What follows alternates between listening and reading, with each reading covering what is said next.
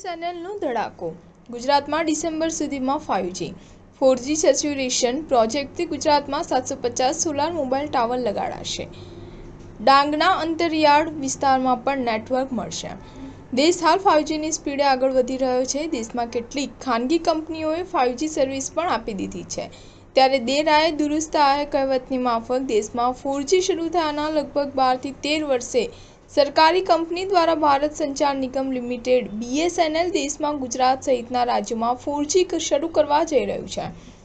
ત્યારે 2G 3G બાદ હવે 4G શરૂ થવા જઈ રહેલા BSNLને સોશિયલ મીડિયામાં પણ વધાવી લેવાયું છે.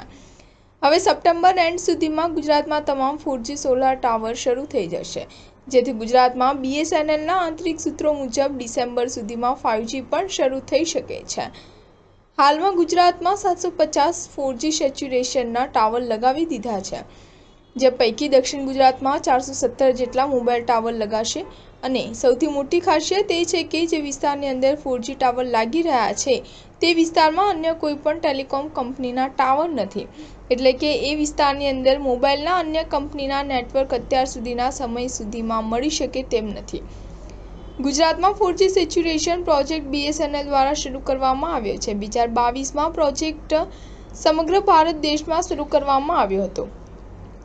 તે અંતર્ગત અલગ અલગ સાઇટ નક્કી કરવામાં આવી હતી, જેના ભાગરૂપે ગુજરાતમાં પણ અને ખાસ કરીને દક્ષિણ ગુજરાતના જે અંતરિયાળ વિસ્તારો છે તે વિસ્તારોની અંદર પણ BSNLના 4Gના મોબાઈલ ટાવર હવે ઉપલબ્ધ કરાવવા માટેનું આયોજન શરૂ થયું છે.